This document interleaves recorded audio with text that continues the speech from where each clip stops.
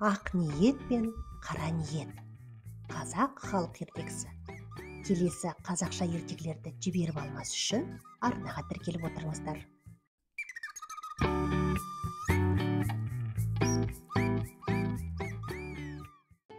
Ертеде ақ ниет пен қара ниет деген екі дос болыпты.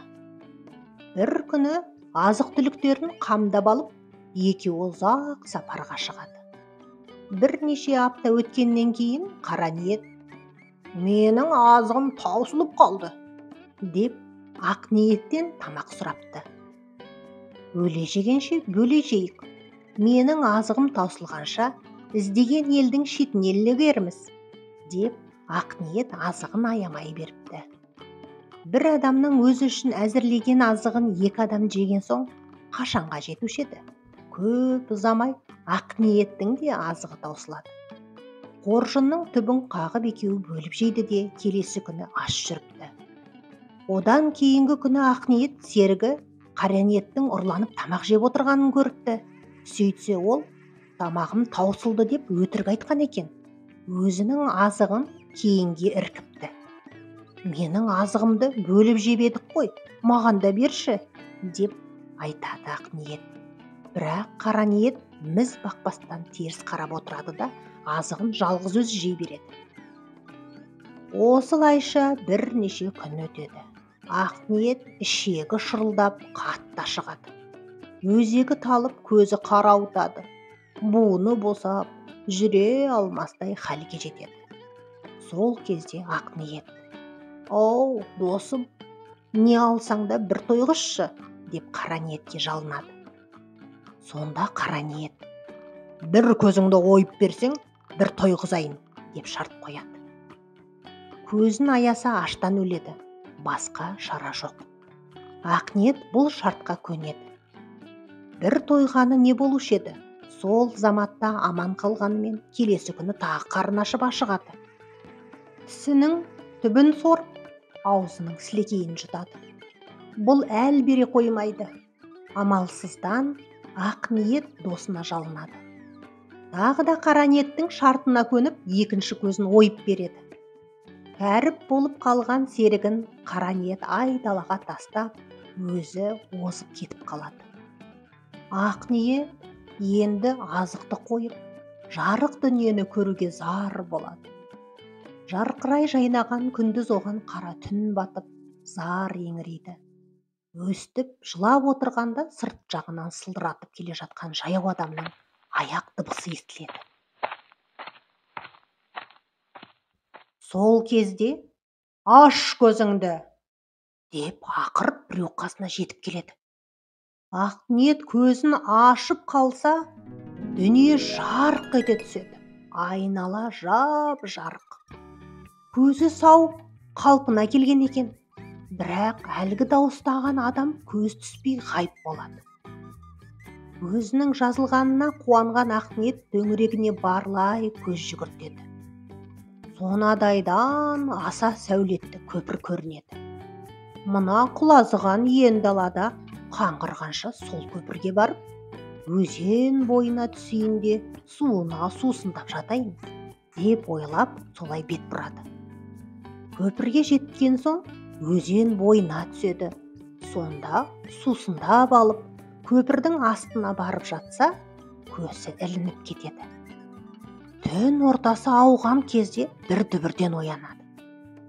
Байқаса, көпірдің үстінде арыстан, қасқыр және түлкі үшеуі дауласып кеңес құрып отыр екен. Арыстан қасқырдан: "Әй, Қасеке, неғып жүдеп кеткенсің?" деп сұрайды.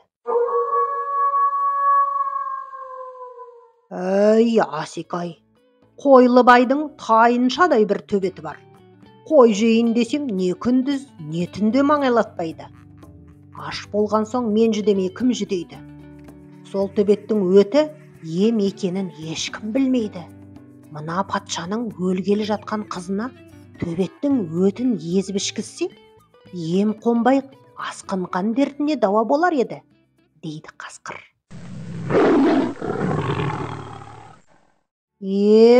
Оны біз істей алмаймыз, деп өкіне ыңыранады арыстан. Сонан соң түлкіге мойын бұрады. Түлкіжан, түгің күмістей жылт-жылт етеді ғой. Сен қалай семіріп алғансың? Деп сұрайды. Мен бір жылан патшасының алтынын күзетемін. Күндіз алтынды күнге қақтап кептіремін де, түнде қоймасына апарып қойып тыныш жатамын. Ұйқым қанық, жұмысым жеңіл, жан қиналмайды. Жайлы тіршілік жанды семіртеді екен ғой, дейді түлкі. Көпірдің астында жатқан Ақниет бұл сөздерді естіп көкейіне тоқиды. Таң атпастан түлкінің алтынды қақтайтын жеріне барып, бір үлкен тастың түбіне жасырынады. Түлкі алтынды жер астындағы қоймадан тасып шығарып, тегіс күнге жайып болған кезде Ақниет «Хайт!» деп бар даусымен айқай салады. Ит келіп қалған екен деп шошыған түлкі алтынды тастай салып, жан сауғалап безіп кетеді. Ақниет далада ессіз қалған алтынды жинап алады. Қабаған қара иті бар байдың үйіне барады да, алтын беріп қара төбетін сатып алады.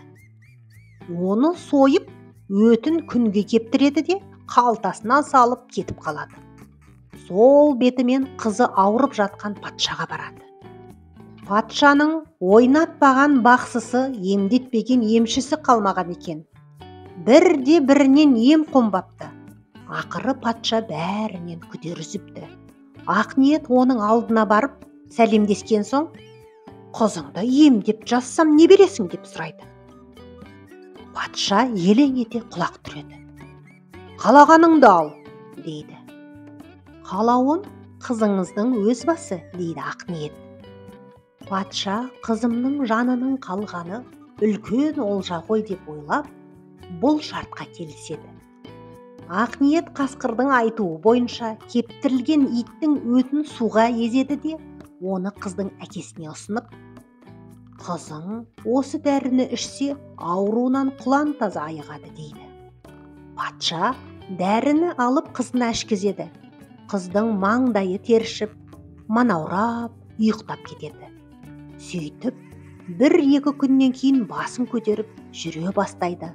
Ақыры құлан таза айығып кетеді.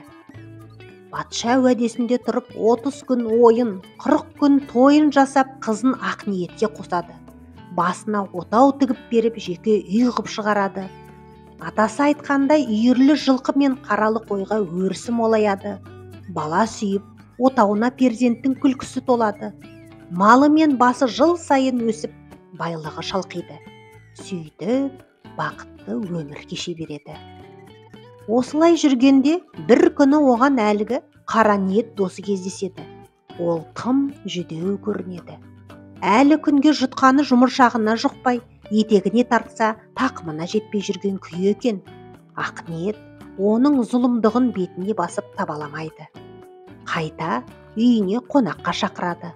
Қойын сойып, сый-сияпат көрсетеді. Екеуі оңаша отырып ұзақ әңгімелеседі. Ақниет серігінен бөлініп қалғаннан кейін басынан кешкендерін түгел айтып береді.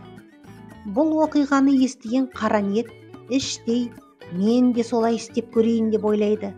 Ақниет ауылынан аттанғаннан кейін қара ниет ойына алған мақсатын орындау үшін әлгі досы айтқан көпірге барады. Өзеннің жағасында суға шомылады. Күн бата көпірдің астына барып жатады. Түн ортасы ауған кезде арыстан, қасқыр, түлкі үшеуі көпірдің үстінде кездеседі. Сол кезде түлкі, «Кеңірсегімді адамның қоңырсық иісі жарып барады», деп тұмсығын көкке көтереді. Айналаны тіміскілей иіскелейді. Арыстан мен қасқырдың тұмсығына қара ниеттің жаман иісі сезіледі. Үшеуі көпірдің үстінен қарғып жерге түседі де, қара ниетті жатқан жерінде бас салып, талап жеп қояды. Міне балалар, адалдық арымайды, жамандық жарымайды. Қудың құйрығы бірақ тұтам деген халық мәтелі осыдан қалған екен.